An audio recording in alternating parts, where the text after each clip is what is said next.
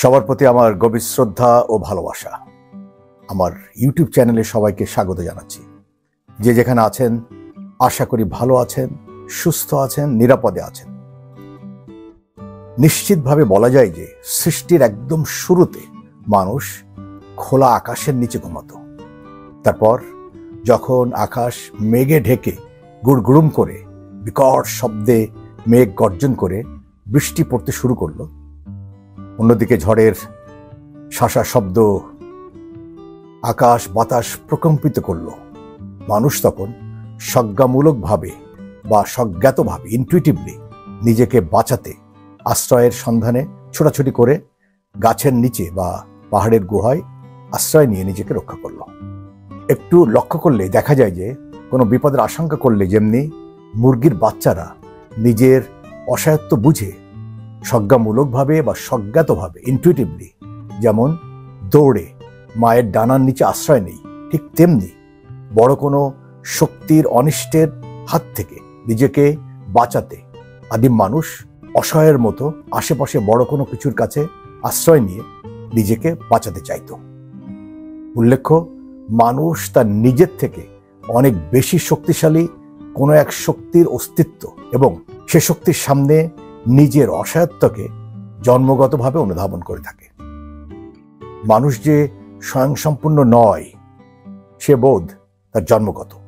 তাই তো মানুষ ভাবে কোনো বিপদের সম্মুখীন হলে স্বজ্ঞাতভাবে বা ইনটুইটিভলি বড় কোনো শক্তির কাছে সে যে আশ্রয় নেয়। মনে রাখতে হবে, মানুষ তার অভিজ্ঞতার বা ভাবনা বা অনুভব প্রকাশের ভাষা খোঁজে। বিষয়টি পরিষ্কার করার জন্য একটা রূপক উদাহরণ আমি তুলে ধরতে চাই। আদিম যুগের একটা পরিবার খাবার আর পানীয় জলের সহজলভ্যতার কথা চিন্তা করে একটা নদীর পাড়ে তাদের আবাসস্থল বানালো। শীত আসার আগেই তারা সবাই মিলে কুড়িয়ে আর শিকার করে কিছু খাবার মজুত করে তাদের আশ্রয়স্থলে জমিয়ে রাখল। কিন্তু একদিন হঠাৎ করে শান্ত নদীটি ফুলে ফেঁপে উঠে দুকুল ছাপিয়ে তাদের বাসস্থান এবং জমানো সব খাবার ভাসিয়ে নিয়ে চলে গেল। মানুষগুলো নিজেদের প্রাণ নিয়ে দৌড়ে পানিতে ডুবে মরা থেকে তাদের জীবন বাঁচালো। কিন্তু চোখের সামনে প্রবল শক্তিশালী নদীটি ভীষণ ক্ষুধার্তের মতো তাদের জমানো সব খাবার সাথে করে নিয়ে চলে গেল।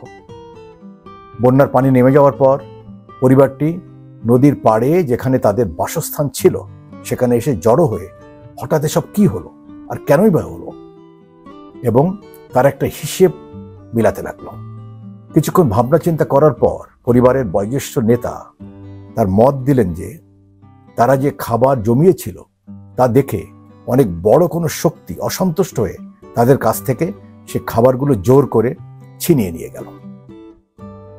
তারপর তারা বুদ্ধি করে নদীর তীর থেকে একটু দূরে তাদের বাসস্থান তৈরি করলো এবং শক্তিশালী নদীকে তুষ্ট করার জন্য তাদের জমানো খাবার থেকে কিছু খাবার পানিতে ফেলার সিদ্ধান্ত নিল।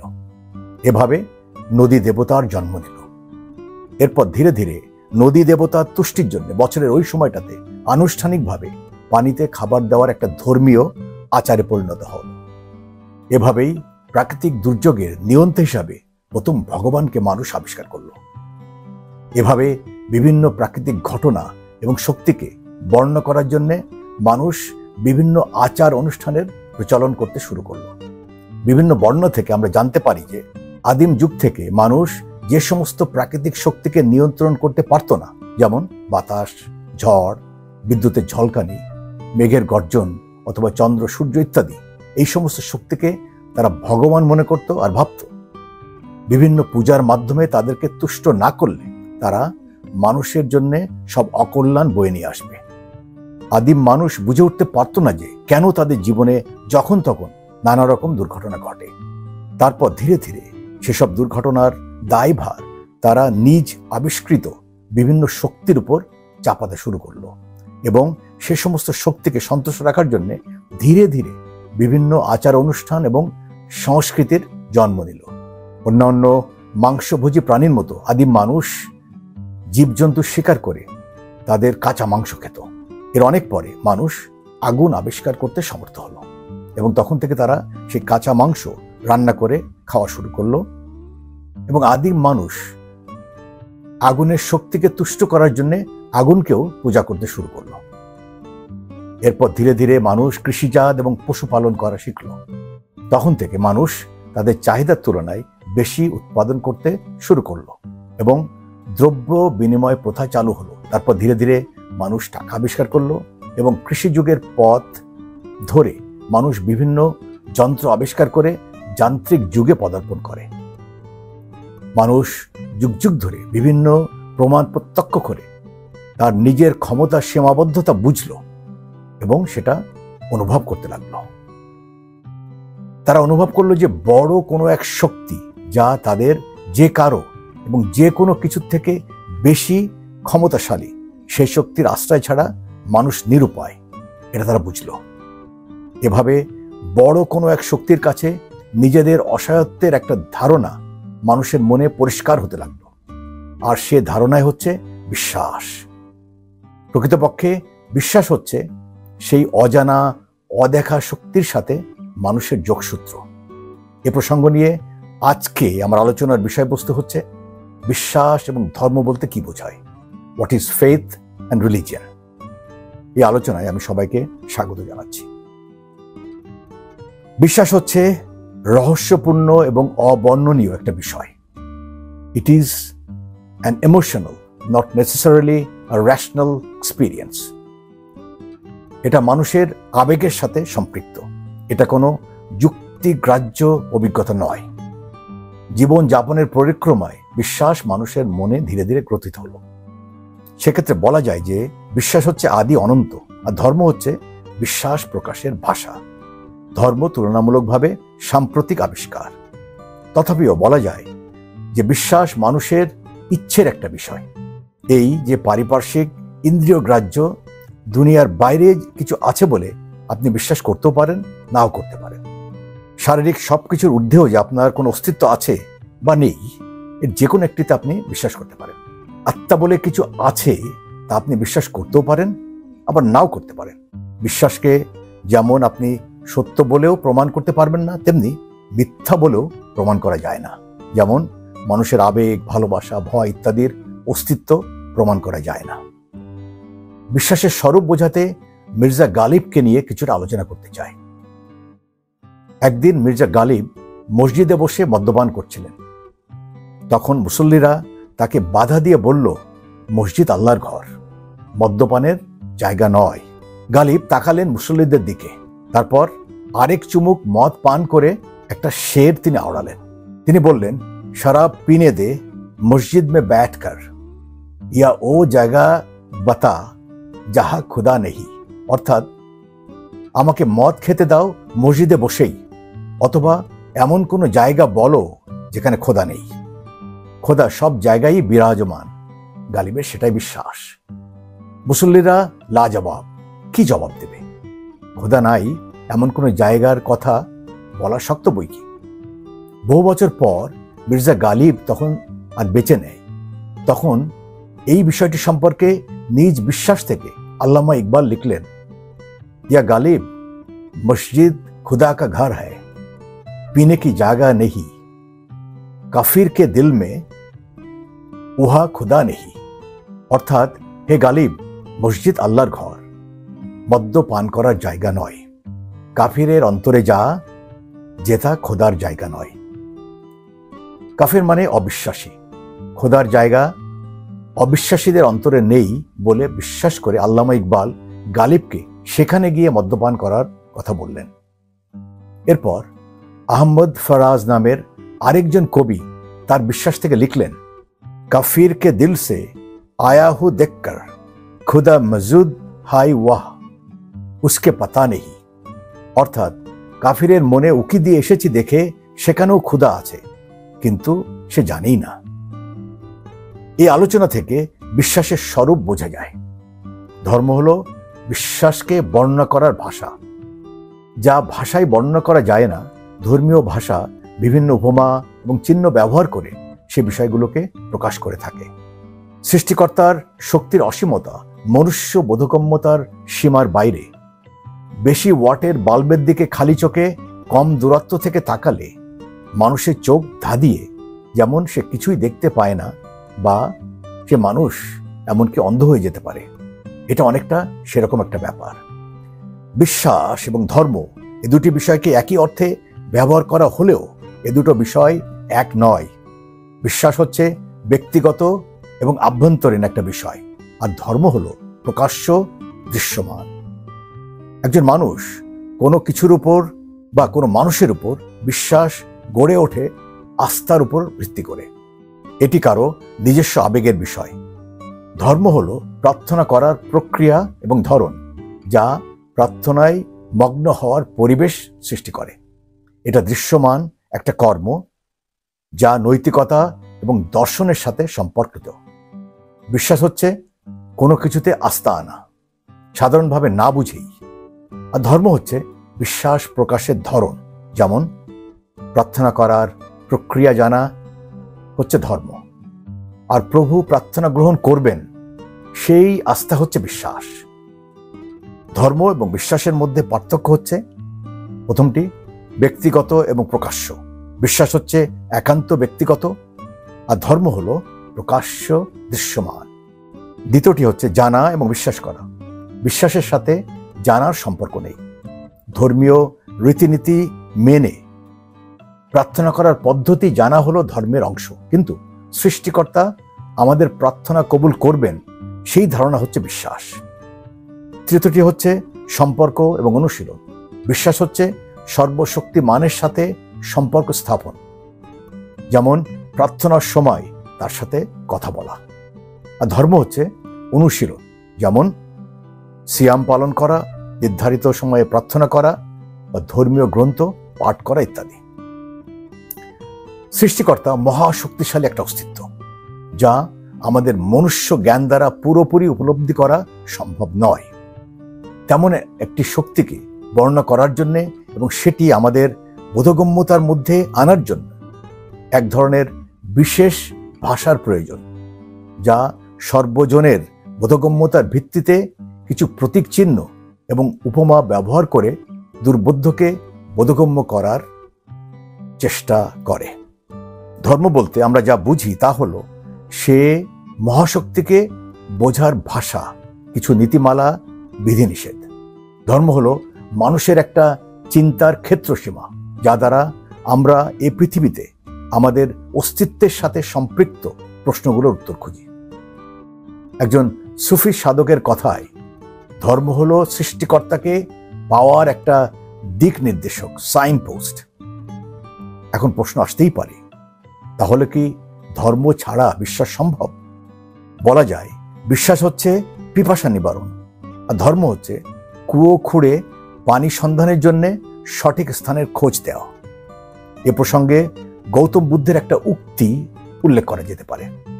আপনি যদি পিপাসা মিটাতে পানির সন্ধান পেতে চান, তাহলে ধরা যাক আপনাকে মাটিতে নির্দিষ্ট স্থানে 6 ফুটের কুয়ো খুঁড়তে হবে। 6 ফুট গভীর একটি কুয়ো খুঁড়লে পানি পাওয়া যাবে।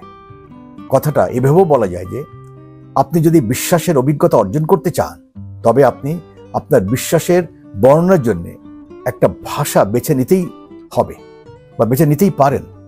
মনে রাখতে হবে, পিপাসা নিবারণের জন্য পানি পেতে হলে 6 জায়গায় 1 ফুট করে, 6টি নয়, এক জায়গায় 6 ফুট গভীরতায় একটাই কুয়ো খুঁড়তে হবে। তাহলেই পানির সন্ধান পেয়ে আপনি পিপাসা মেটাতে পারবেন। ধর্ম আর বিশ্বাস এ দুটি বিষয়কে সাধারণভাবে বোধগম্য করার জন্য বাণিজ্যিক উড়োজাহাজের মেঘের স্তর, অর্থাৎ বায়ুমণ্ডলের নিম্ন স্তর, যা ট্রপোস্ফিয়ারের উপরের অংশ, আপার রিচেস অফ ট্রপোস্ফিয়ার, অর্থাৎ 30,000 থেকে 40,000 ফুট উচ্চতায় পৌঁছানোর প্রক্রিয়ার সাথে তুলনা করা যায়। দূরপাল্লার উড়োজাহাজ বায়ুমণ্ডলের নিম্ন স্তরের মেঘ, ঝড়, বৃষ্টি, পাখি ইত্যাদির মতো পৃথিবীর কাছাকাছি সব ঝক্কি ঝামেলা পেরিয়ে ক্রুইজিং অল্টিটিউডে উঠলে সেখানে বাতাস হালকা থাকে এবং কোনো প্রতিকূলতা থাকে না। তখন জাহাজটি দ্রুত গতিতে তার গন্তব্যে উড়ে যেতে সক্ষম হয়। জাহাজটি উড্ডয়নকালে ট্রপোস্ফিয়ার, অর্থাৎ পৃথিবীর কাছাকাছি অঞ্চলের বাধাবিঘ্ন ভরা স্থানটুকু যত দ্রুত সম্ভব অতিক্রম করে ক্রুইজিং অল্টিটিউড অর্থাৎ 30,000 ফুট উচ্চতায় পৌঁছাতে চায়। কারণ ওই উচ্চতায় উঠলে আর কোনো প্রতিকূলতা থাকে না। কিন্তু সে উচ্চতায় ওঠার পথে ট্রপোস্ফিয়ার পার হওয়ার সময় জাহাজটি কৌণিকভাবে উড্ডয়নকালে এবং ভূপৃষ্ঠের কাছাকাছি অঞ্চলে নানা বাধা অতিক্রমের সময় ঝাঁকুনির হাত থেকে যাত্রীদেরকে বাঁচানোর জন্যে নানা নিয়ম কানুনের বেড়া জালে যাত্রীদেরকে আবদ্ধ থাকতে হয়। যেমন তখন প্লেনের মধ্যে হাঁটাচলা না করা, ওয়াশরুম ব্যবহার থেকে বিরত থাকা এবং সর্বোপরি সিট বেল্ট বেঁধে রাখতে বাধ্য করা হয়। ট্রপোস্ফিয়ার ভেদ করে এই স্তরের শেষের দিকে জাহাজটি ক্রুইজিং অল্টিটিউডে উঠে যায়। জাহাজটি তখন কৌণিক অবস্থান পরিবর্তন করে সমতলভাবে উঠতে থাকে।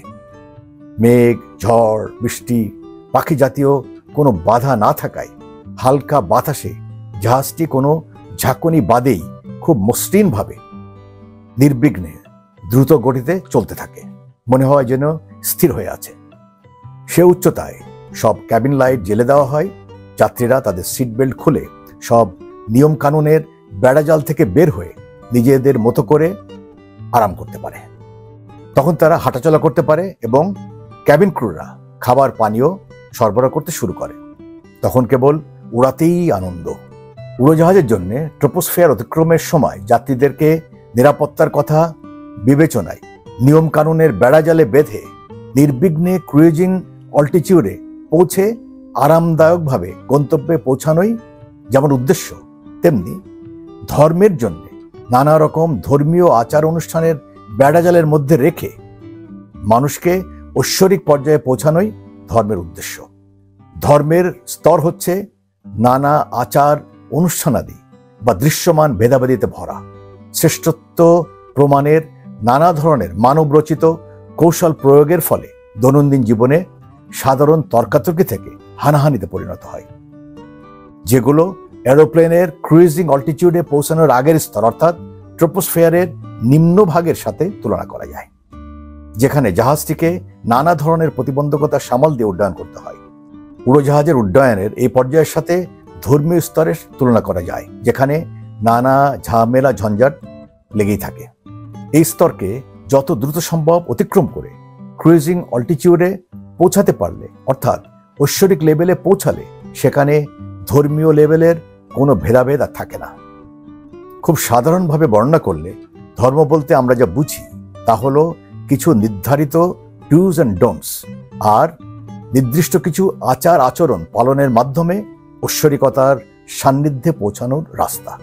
কিন্তু প্রকৃতপক্ষে ধর্ম মানে কেবল কিছু আচার অনুষ্ঠান পালন নয়, ঐশ্বরিকতার সান্নিধ্যে পৌঁছানোই ধর্মের মূল লক্ষ্য, যেখানে সবকিছুরই একই রং। ধর্মীয় পর্যায়টা যেহেতু দৃশ্যমান, তাই ভালো লাগা না লাগার একটা ব্যাপার থাকে।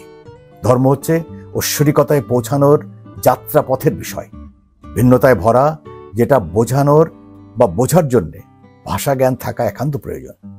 বোঝা দরকার যে ভাষা আর চিন্তার প্রয়োজন হয় ধ্যানে নিমগ্ন হওয়ার জন্যে। ধ্যানীয় পর্যায়ে পৌঁছালে ভাষার প্রয়োজন সেখানে ফুরিয়ে যায়, আর থাকে না। ধর্মীয় পর্যায়টা মূলত ভাষার পার্থক্যের ব্যাপার। ভাষা জানা না জানার জন্যে বিভিন্ন গোষ্ঠীর মধ্যে সমস্যাগুলোর উৎপত্তি হয়। এ বিষয়ে সুফি গুরু জালালউদ্দিন রুমির একটি নীতিগল্প উল্লেখ করা যেতে পারে। একজন পারস্যবাসী, একজন তুর্কি, একজন আরব আর একজন গ্রিক, এই 4 বন্ধু মিলে দেশ দেশান্তরে ভ্রমণে বেরিয়েছে। খরচের জন্য তারা একটা কমন ফান্ড গঠন করেছে।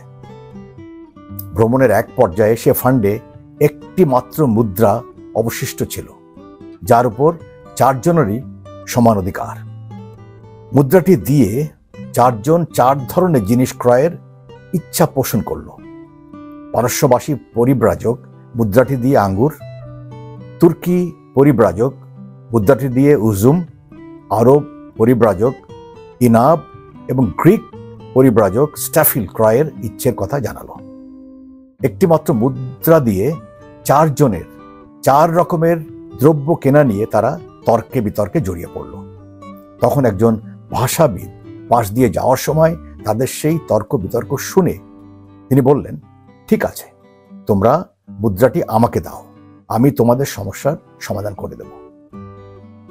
মুদ্রাটি নিয়ে সেই ভাষাবিদ পাশের একটি দোকানে গেল আর 4 বন্ধু পরিব্রাজকের জন্য 4 গুচ্ছ তাজা আঙ্গুর ফল কিনে আনল। তা দেখে পারস্যবাসী পরিব্রাজক বলল, এই আঙ্গুরই তো আমি চাচ্ছিলাম। তুর্কি পরিব্রাজক বলল, আরে এটাই তো আমার ভাষায় উজুম বলা হয়। আরব পরিব্রাজক বলল, এটাই তো আমার ইনাব। আর গ্রিক পরিব্রাজক বলল, গ্রিক ভাষায় এটাকে স্টাফিল বলা হয়। 4 পরিব্রাজক বন্ধু বুঝল প্রকৃতই তারা একই জিনিস চাচ্ছিল, কিন্তু ভিন্ন ভিন্ন ভাষা ব্যবহার করে। আমাদের ভেবে দেখা দরকার যে সব ধর্মের মানুষের গন্তব্য ঐশ্বরিকতার সান্নিধ্য লাভ, কিন্তু সেটা পাওয়ার জন্য চাওয়াটা ভিন্ন ভিন্ন ভাষায় হওয়াতে আমরা একে অপরের ভাষা বুঝি না। আর সেটাই কি মূল ভুল বুঝাবুঝির উৎপত্তি। তাছাড়া যুগে যুগে ধর্মের ভিতরে মানুষের মন গড়া আচার অনুষ্ঠান যুক্ত হওয়ার ফলে ভেদাভেদ আরো বেড়েছে বা বৃদ্ধি পাচ্ছে দিনে দিনে। যা হোক, ভেদাভেদ দূর করার জন্যে একে অপরের ভাষা বোঝা একান্ত প্রয়োজন। তার জন্যে ভাষা বোঝেন এমন ভাষাবিদ দরকার, তাহলেই বোধহয় সমস্যার সমাধান হবে। আলোচনায় সাথে থাকার জন্য ধন্যবাদ ও কৃতজ্ঞতা। এ ধরনের জীবন ঘনিষ্ঠ বিষয়, যেটা আমি মনে করি সব শ্রেণী পেশার মানুষের জন্য জানা একান্ত জরুরি, এ বিষয়গুলো আমি সরাসরি স্কুল, কলেজ এবং ইউনিভার্সিটিতে আলোচনা করে থাকি। কারণ সরাসরি আলোচনায় ইন্টারাকশনের সুযোগ থাকে এবং তা বুঝতে সুবিধা হয়। এ ধরনের সরাসরি আলোচনার প্রয়োজন হলে দয়া করে লিখে জানাবেন। আমার চ্যানেলটি যদি আপনাদের ভালো লাগে তাহলে চ্যানেলটি সাবস্ক্রাইব, লাইক আর মন্তব্য করে সাথে থাকবেন আশা করি। সবাই ভালো থাকুন, শান্তিতে থাকুন, মানবতার জয় হোক। সবাইকে ধন্যবাদ ও কৃতজ্ঞতা। Humanity is human religion.